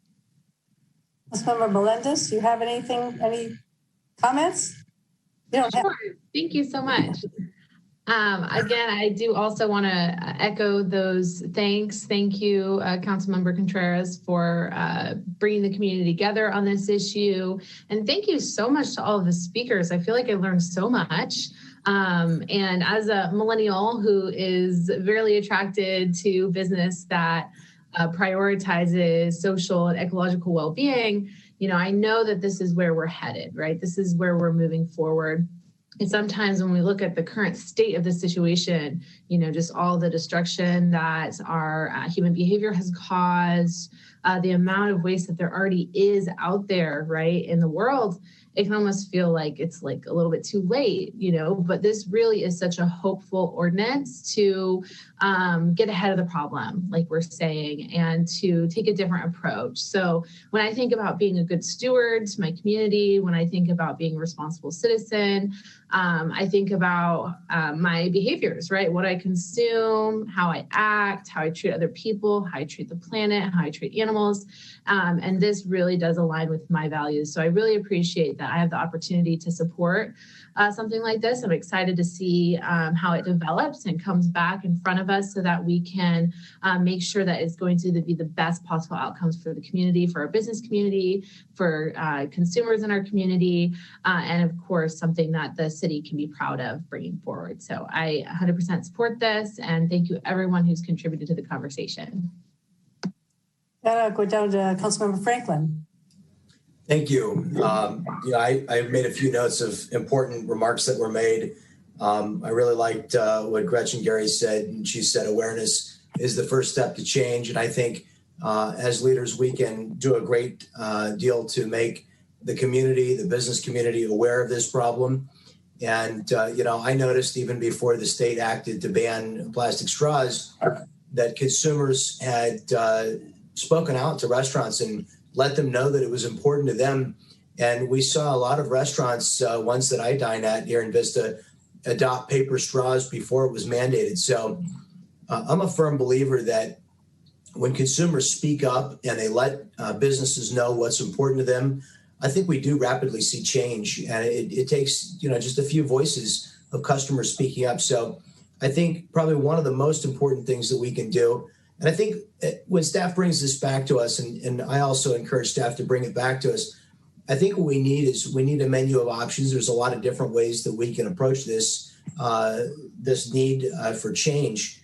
I think one of the most important things we could do would be to author a best practices bulletin for our businesses and give them ideas for how to reduce single-use plastics and do it in a way that fits with their business model, saves them money, and also serves the needs of their customers. So I'd like to see that in the proposal that comes back. I have to say too, in talking, and this has been a topic of conversation with restaurants and business owners that own restaurants that I know, they are deeply concerned right now because of the pandemic about any new regulation and how it might affect their business. So I think it's very important that we do our job communicating with our restaurant community. Most of the restaurants, we have a few big chains in Vista, but we have a lot of family-owned restaurants in our city that we all patronize and love, and really appreciate those business owners because they are so much a part of the fabric of our community. So I think it's very important that we reach out, particularly to those family-owned businesses, to consult with them and do something that works collaboratively with them to assist them in serving their customers in a responsible way. And, I noticed that the state legislature had a measure before it in September of 2020. They did not take action on a statewide basis through the legislature to ban single-use plastics. And largely there were concerns about impacts on restaurants due to the pandemic. We all know they've been hit worse than probably almost any other sector during the pandemic. So I think it's very important that we move forward in a responsible way that considers the need for those businesses to continue to survive and hopefully thrive this year and next year and the years to come. So I appreciate the conversation, appreciate all the folks who came forward to speak tonight. And I look forward to, staff providing us with a menu of actions that we can take, that we can give council direction on each of those individual items. And then we can vote as a council to adopt a measure after we've bring it back and we've had time to bring the specific granularity of the proposal to our business community, to the activist community, to our neighbors and all the residents of Vista, so that everybody will know exactly what we're going to vote on here and how it's going to affect the community. I look forward to that and I appreciate it. Thank you, Councilmember Franklin. And actually, that was my concern is the businesses. I don't want, with all that's been going on with COVID, I don't want to put like another burden on top of the businesses. And I know that I talked to one of the manufacturers, and the manufacturers are overwhelmed by the requests for the different type of to-go packaging. And so they have people, the restaurants have to take whatever they can get. They can't say, I want, exactly what they want. They have to take what they can get right now because they're overwhelmed because everybody's doing to-go. So hopefully that will, in the next few months, that will, with the restaurants opening up a little bit, that will, the to-go will not be quite as much. Or, that was my worry, was to burden them. But if we can come back with a plan that will, work with the business and see how that would affect them, then I would listen to that. I'm supportive of the single-use utensils by request only. I know that I agree. My restaurants have had paper straws, and also actually one made out of a noodle straw. So they're getting creative with that. So, and I know that I've thrown away a lot of utensils that people have given me. You don't mean to, but they never ask if I wanted them, and I don't use them. So, but and the climate action plan is coming up, and so part of that we can make this part of that, but bring it back and work with some of the businesses to see what would not hurt them. What would how they could transition from that. So, And I'll throw it back to Councilmember Contreras again. Thank you so much to everybody who called in and to the fabulous discussion that we're having right now. Thank you to my colleagues for your concerns, not only about the plastic pollution crisis that we're in, but about how this is going to impact our restaurants, our small businesses that are already trying so hard to stay afloat.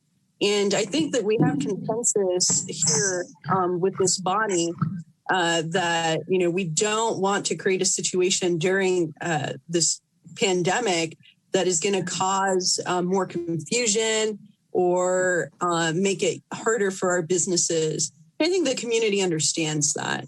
But like Mayor Ritter, like you said, you know, I have in just one day, I ended up collecting 3 single-use plastic utensil packets because for some reason they gave me, maybe I ordered too much food, but it was just for me. They gave me a bunch in my bag. And I didn't request it, you know, I didn't have a chance. But I know that, you know, going through McDonald's, you're not going to get a ketchup or any kind of condiment regardless of what you order, unless you ask for it. So I think that that's something that consumers have been demanding, and we can make it easier for our restaurants to kind of get up to speed to that, and they can see that this is going to benefit their bottom line.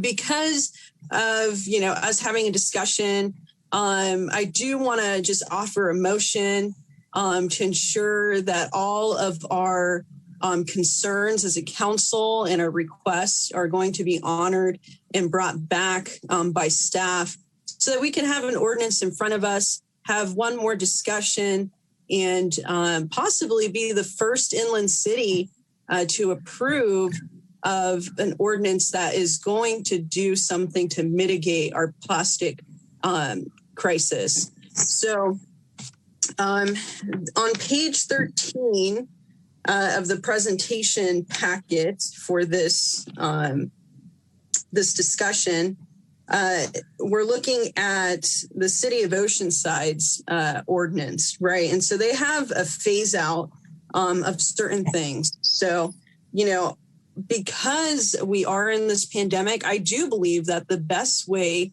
to move forward is to have a phase out.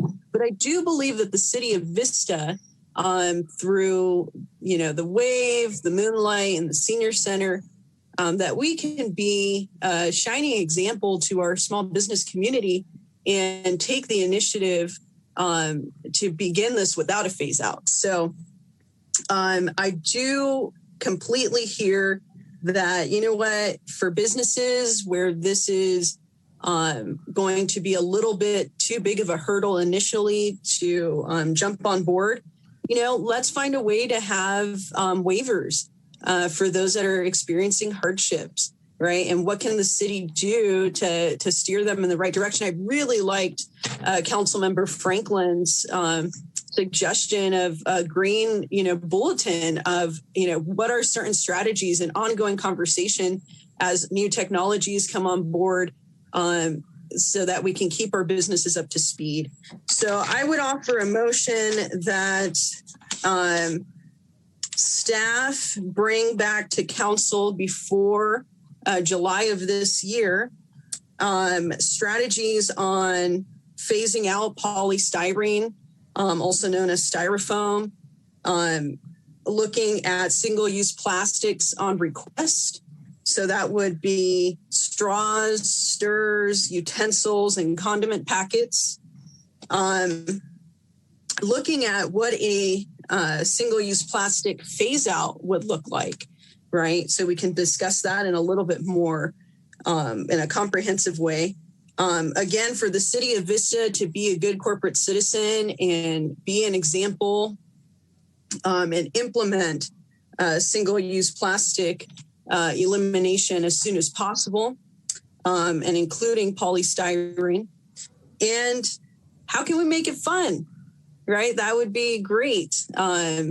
So all of those things, if staff could bring that back to us so we, in an ordinance form, so we can have a discussion, that's kind of like a long motion, but that's the motion that I'm putting out there because I just want to make sure we have clear direction to staff.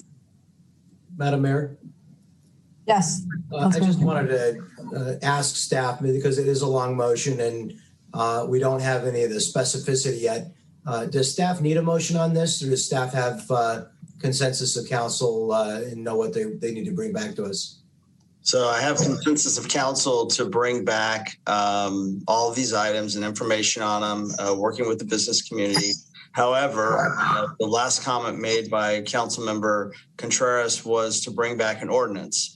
I just want to make sure if you want us to bring back an ordinance by June, I would like to get consensus from you on that. Otherwise, we can bring back all of the issues that were discussed and provide feedback and data to be able to then craft an ordinance. But if you want an ordinance by June, please specify that. If Councilwoman Contreras would allow perhaps a substitute idea, which is I'd really like to, as we've done with say we did with the homeless master plan, if we could have staff bring back to us sort of a menu of options that we can discuss those options on a one-on-one basis and have the specificity and granularity. I think we want to get this right. It's very important. And I think we want to get it right and not necessarily, I support and I would offer direction of council to bring back this menu of options and the discussion before the end of June. But I would really like to see some granular proposals before we get to an ordinance. That way, the public has an opportunity to give input on sort of each of the components and elements of that ordinance, and that we can discuss all those elements individually in a full discussion before we get to crafting an ordinance. I think that would probably be in the better interest of the community. What say you? If I have an opportunity to speak, if this motion is regarding having a timeline of an ordinance prepared by, what was it, July 22nd? I think by the end of June, which was stated. June 22nd? Okay. I would support a second on Councilmember Contreras' motion. This was a public meeting that the community did have an opportunity to speak and share their concerns, and we did hear from the community. I think continuing to nitpick the details when we do have a further opportunity to vote on an ordinance and amend an ordinance when it comes back in its fruition. On a June 22nd date, I would support a second on Councilmember Contreras' motion. Well, I'm not going to support that because I think we need more information from the businesses and need to work with the businesses more on that. So, but Councilmember Green, Deputy Mayor Green. Thank you, Madam Mayor Ritter. And yes, thank you so much, Councilman Contreras, Councilman Franklin. And I know it was moved and seconded, but I just want to point out too that I see page 13 here of the presentation. I see the proposed phase out plan and proposed ordinance for Oceanside. I'd like to point out that it doesn't seem like, I don't know if their ordinance has been adopted. This is their proposed ordinance, but I definitely think that there's no reason to rush an exact ordinance. Why would you bring an ordinance forward that's going to have to be amended and brought back anyways? It doesn't make sense. It's the same exact time frame. So what I would say is let's direct staff to come back with more information, maybe by like the first week of June. And then at the first week of June meeting, it'll be super easy to craft an ordinance, maybe similar to the proposed ordinance here on page 13. You could use this as a guideline and we could actually put a exact ordinance together that we could agree on 5-0 instead of going back and forth on do we have a draft ordinance that's going to be amended anyways. Because I guarantee if we put an ordinance together right now, it's probably going to be amended as opposed to a consensus of the council with specifics. Because right now, we don't have specific dates on phase outs. We don't have specific menu of items as far as are we going to do compostable, reusable? Are we going to do it on request? Are we going to do an educational campaign? When do the ordinance go into effect? So there's a lot of uncertainty. And I think just having staff preemptively put an ordinance together right now isn't what should be done. I think we can still meet the time frame Councilwoman Contreras wants to meet, but this is by no means the only meeting we should have before we put an ordinance together, in my opinion. So you can vote on it, but I would offer an amendment to that motion to say, let's have staff come back the first week of June, give us more information, a menu of services, and at that time we can move to actually demand an ordinance by a set date. So that would be the amendment I would offer instead of the motion that was. Deputy Mayor, if you make that motion of an amendment in the nature of a substitute, then I would second it. Okay, would that be the first week or the first meeting in June? I would say the first meeting in June they come forward, and we may be able to craft the ordinance to be presented at the second meeting of June to start our work. I mean, and that's, I think, what Councilman Contreras wants, is before we break for July to have a solid plan of when's this ordinance going to come out, when's the information coming out to the community. And I think that gives us, you know, a good opportunity to really iron this down for something we can all agree on, because this is a great item for the community. And I agree with Councilman Franklin. I want this to be unanimous. I want it to be concise. I want it to be clear. And I want to have exact menu items that we can all agree on. Hey, this is the ordinance. These are the dates, and we're going to do this. So I like the approach of give us the menu, let us select it, and let's immediately do an ordinance. We don't need another 3 months for an ordinance after we finalize things. Deputy Mayor, do you offer that as an amendment in the nature of a substitute? I definitely offer that as an amendment. I just want to make sure from the city attorney that there's not a vote required on the first motion that was on the table. And you offer that in the nature of a substitute? Yes, sir. I do offer that. I would second that motion. Yeah. Thank you, sir. So then, Mayor, if I could just add to something. From a staff perspective, we'd likely bring this information to you sooner than the first meeting in June, because if we're directed to prepare an ordinance, it's going to take a little more than a week to be able to do that. So we'll strive to bring the information to you before that, so we have adequate time to craft the ordinance, if that's the direction of the council, to be approved by the end of June or on June 22nd. Madam Mayor, if I may. Deputy Mayor? I would maybe like to amend my motion and the staff come back with that information by maybe the first meeting in May instead of the first meeting in June, to give us enough time to have the ordinance. Is that acceptable, City Manager? How about as soon as practical, and then we'll bring that back and not fix to a date. Might be able to bring it back earlier. Well, as soon as practical, but no later than a certain date. You see what I'm trying to do here is we want to make everybody happy, Patrick. We're going to we'll bring the information back. Okay. As soon as practical is okay. Okay, great. Yeah, seeing as that provides a succinct timeline, I'll go ahead and second that motion by Council Member or Deputy Mayor Green. All right. Thank you, Madam Mayor. Councilmember Franklin already seconded it. Do we have a third? Yeah. We have a third. Okay, so we'll have a. That was amended, but I suppose we have to vote now. I think there's fair direction to bring this item back with the nodding of the heads. So you don't need a vote then. Okay. So then, with that case, we'll move on. Okay. Does that sound okay? Then our last discussion item is our final discussion item is the fiscal year 2021 second quarter financial report, and our finance director Mike Sylvia is going to present the staff report. Mike?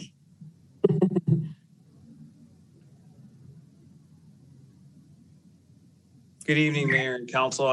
My Zoom just dropped out right when the mayor introduced me. I apologize. Looks like my video is not working. But anyhow, quickly on discussion item 3, the fiscal year 2021 second quarter report provides a summary and comparison of the general fund budget to actual results as of December 31st, 2020.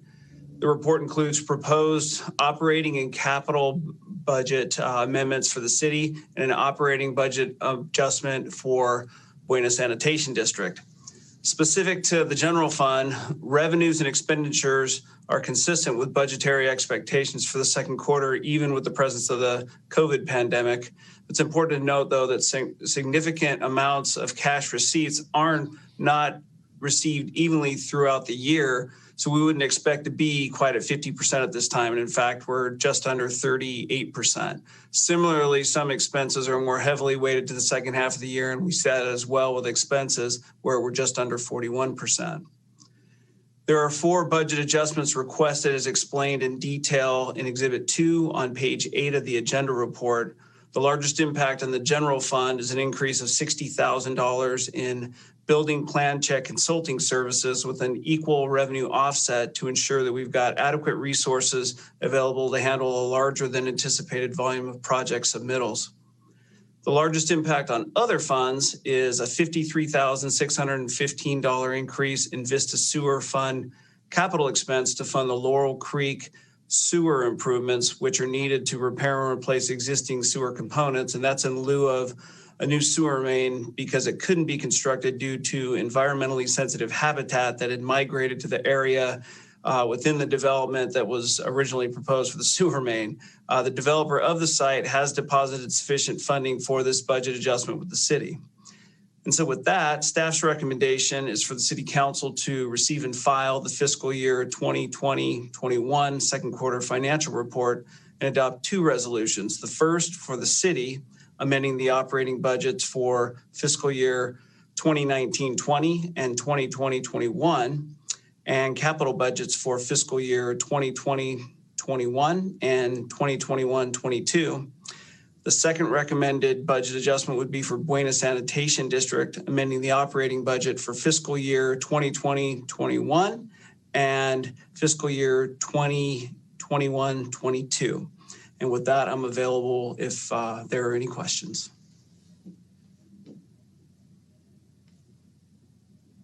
You're on mute, Mayor. Did you read my lips? Do you want to hear the public first? Yes, please. Do we have any public speakers? We do not have any public speakers. We'll go ahead and close the opportunity to speak at this time. Okay, so do I have any questions from the council? Oh, Councilmember Franklin. Madam Mayor, first and foremost, I'm going to need to get one of those mugs that Daryl has. I like that. But I would offer a motion that we receive the report and that we adopt both of the resolutions that staff has laid before us. Okay. Deputy Mayor Green, I can't get that today, can I? That's okay. You're doing great, Madam Mayor. I like that you're here. I can see you and hear you. It's so much easier when you're in charge of these meetings, man. So thank you so much. Number one, I do want to thank staff for the report. And I just want to thank Vista and thank all of our businesses for our blessings. This time last year, when we were talking about our forecasted budget, it was scary, man. And we were having to dip into emergency reserves and do a whole lot of stuff to keep the budget afloat. And we had to do a lot of juggling. And I know that our finance department had to make some magic happen. So everything they did from where they are to where we are now is amazing. And looking at where the finances are is great. I was initially a little worried that we only had 37.63 of our targeted revenue at this point, but I loved the graphs that you provided in your staff report. It was super informative and real easy for me because I'm a picture guy, Mike Sylvia. So thank you for that. One thing I just want to highlight is, yes, we are making 2 amendments to this budget, but we have the general fund expenditure list of over $92 million. And the 2 amendments that we're making, one's for 60 grand, one's for 57 grand. That's 0.00065% of our budget. So out of a $92 million budget, I mean, that's so much less than even a 1% margin that we're having to amend. That's amazing. And that's a testament to our finance department and our city staff and everybody working so hard to crunch these numbers out. So I dug into them a lot. I harassed our city manager a little bit about it. But all in all, you guys did a great job. This is a fantastic document, and I really appreciate all the time and thought that went into it. So with all of that, I will definitely second Councilmember Franklin's motion, and we're ready for the vote. Well said. If I see no other people waving at me, so then I will call for not a weighted vote. I think I'm somewhere else. Okay. Please count our votes. All right, please state your vote when I call your name. Councilmember Melendez? Aye. Councilmember Contreras? Aye. Councilmember Franklin? Aye. Deputy Mayor Green? Aye. Mayor Ritter? Aye. The item passes unanimously. Okay. So with that, we will move on to the remarks, and I will do mine first, and then we'll move on to everybody's remarks. So let me do this. Mary, we've got oral communication as well. Oh, I'm sorry. Did I forget oral communications tonight? Okay. So this is an opportunity for the public to comment on agency-related matters that are not on the agenda. So if any members of the public wish to address the City Council, they may indicate so by raising their hand feature or by pressing *9 now. So do we have any oral communications? Yes, we do. The first is Carol Green. Go ahead, Carol. Okay, I had to unmute myself. Hi, Vista City Council. I wanted to address you tonight on something that's not on your agenda. No relation to Joe Green, but I do know him. I know that in the past few years, the marijuana dispensary issue has been a really something that you've tackled a lot over the past few years. But recently, with the new dispensaries opening and with the mental health crisis of our kids, given the COVID situation, I wanted to bring a couple of facts to your attention just so that you can be aware of it. I realize that the ordinance, you have to do what you have to do, but I want to let you know that high THC levels are particularly hazardous to young people with mental health issues. And recent studies are showing disturbing relationship between THC and mental health, particularly regarding psychotic disorders, including psychosis, depression, anxiety, and substance disorders. The reason I'm bringing this to your attention today is that I very unfortunately have a firsthand experience with this because my son, who experienced mental health issues, was told by his friends that he should smoke a little weed and not take the prescribed drugs by his psychiatrist. He did this, and he experienced a psychotic break, which did not end when the THC was out of his system. And after 3 hospitalizations and some time of recovery, Michael died last December. I haven't really been able to speak much. I'm just getting to the point where I can, but I really wanted to share this information with you because I don't think that parents and community members are aware of some of the side effects. And I just want to bring this to your attention. And I thank you for your time and listening. Thank you. Next is Becky Rapp. Go ahead, Becky. Good evening. My name is Becky Rapp, and I would first just like to say that I really appreciated the previous speaker's comments in regards to her situation and her experience regarding marijuana. I'm a busy mother to young children as well as teens, and I'm here tonight to recognize the recent ruling regarding marijuana billboards. Thankfully, the Supreme Court recognized that these billboards negatively influence children and youth. Now, all marijuana billboards on California state highways are prohibited. Multiple studies show that advertising to preteens increases their early use of Schedule I controlled substance. With this information and updated ruling, I find it hard to believe marijuana businesses are allowed to market their products in a way that they appeal to young people.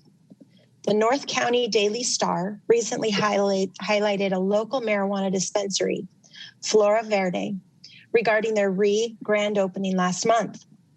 I was extremely concerned as I read the headlines. Some of the grand opening specials were phrased like this: Urban Zen, chili, mango, stone, gummies, free with every purchase. Buy one, get one on moon edibles all weekend long. Dime bag, buy one, get a tart free all weekend. Farmer and the Felon, 20% off. There was also a wheel of weed that you spin to win a bunch of prizes.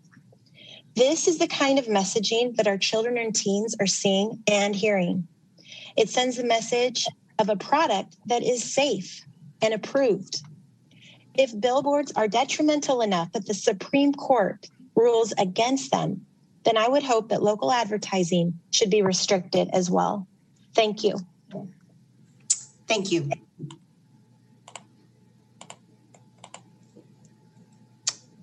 There's no other public comments. We'll close the opportunity for comments at this time. Okay, then that brings us to the remarks. So sorry, guys, I didn't do that. Madam Mayor, if I could have a moment before we get to our final remarks. Okay. Due to the discussion item 2, there was a motion on the table and a seconded. So per Robert's rules, I would like to have a vote if there is no further discussion, just for the record. What was item 2 though? D2, or I'm sorry, yes, D2, the plastics. There's a substitute motion made though.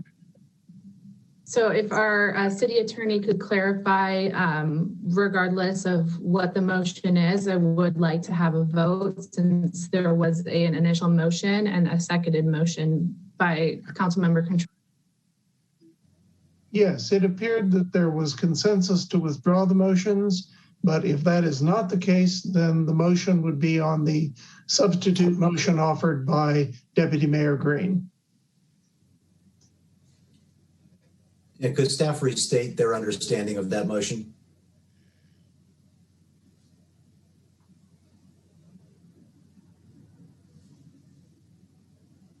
I believe that the final motion, it went back and forth quite a bit, was for staff to bring back some options as soon as possible so that there can hopefully be an ordinance presented at the second meeting in June.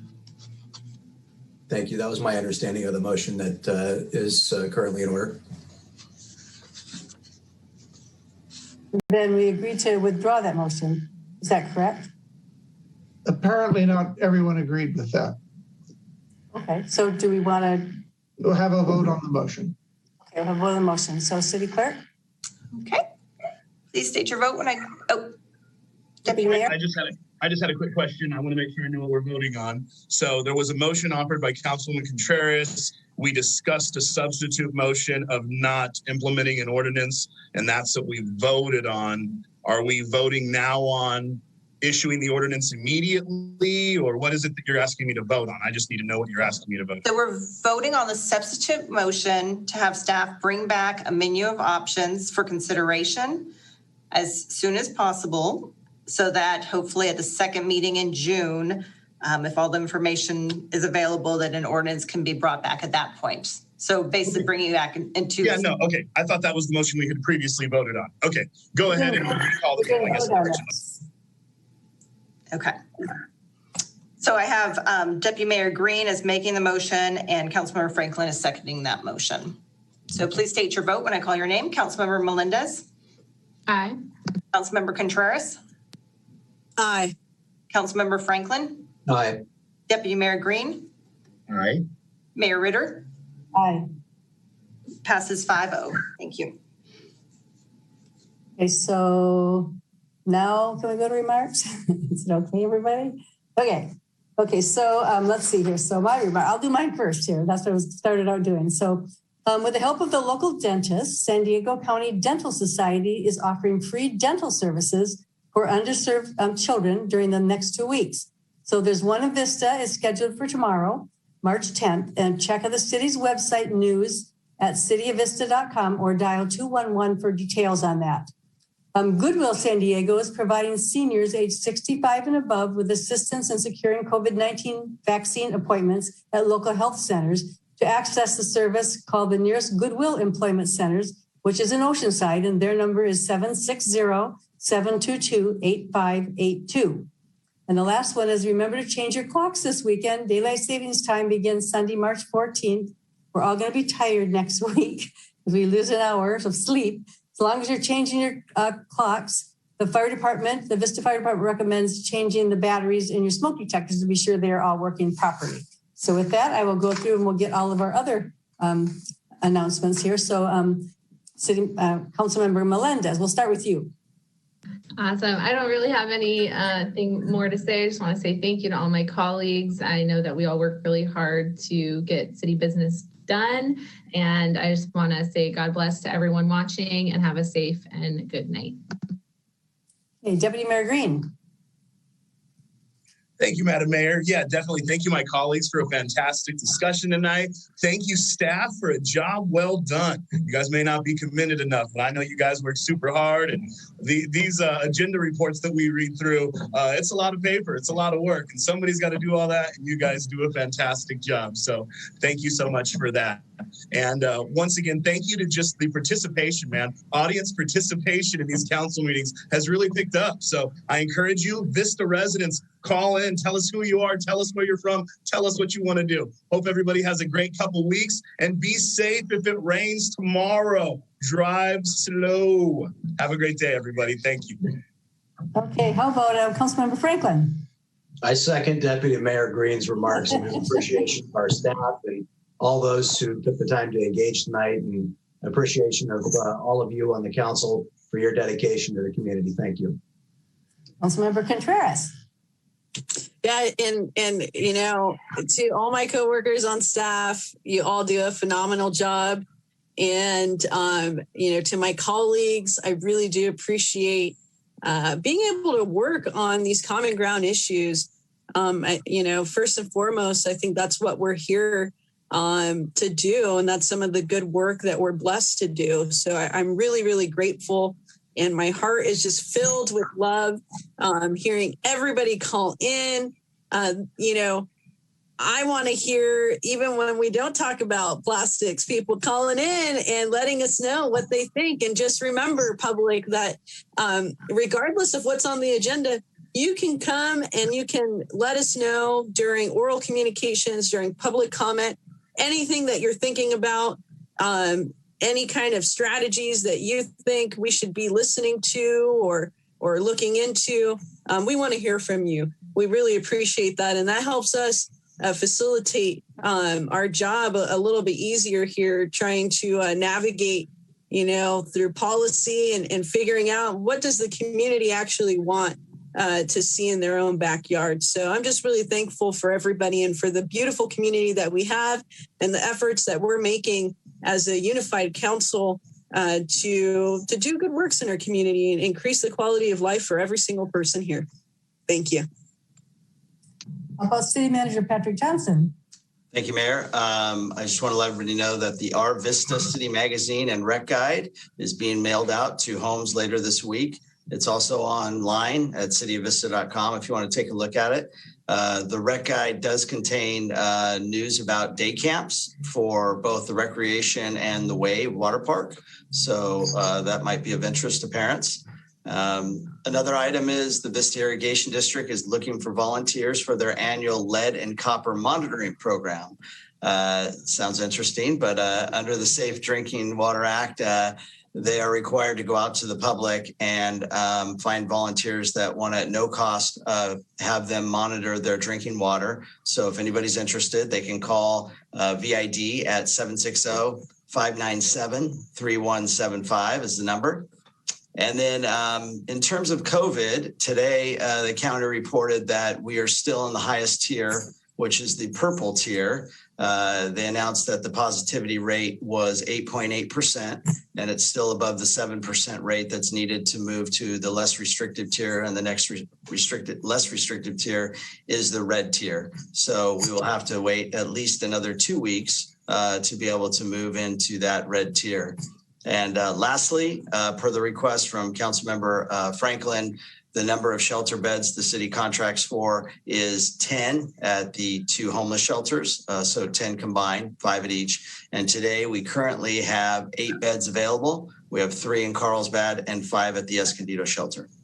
Thank you. Mr. Johnson, quick follow-up on that one, because it's come up in questions I've been asked recently, and I want to also ascertain this. For those individuals who are willing to accept rehab services who may be suffering with addiction to substance, do we have availability right now for those who want to enter a rehab program? We do, and that's a good question. And it actually, we have, I believe, we have 2 or 3 individuals in the rehab program right now, and that does not count against our bed count. Good, so separate program, but we do have 2 or 3 individuals in that program right now from Vista. Thank you. Madam Mayor, if I may. Oh, Deputy Mayor.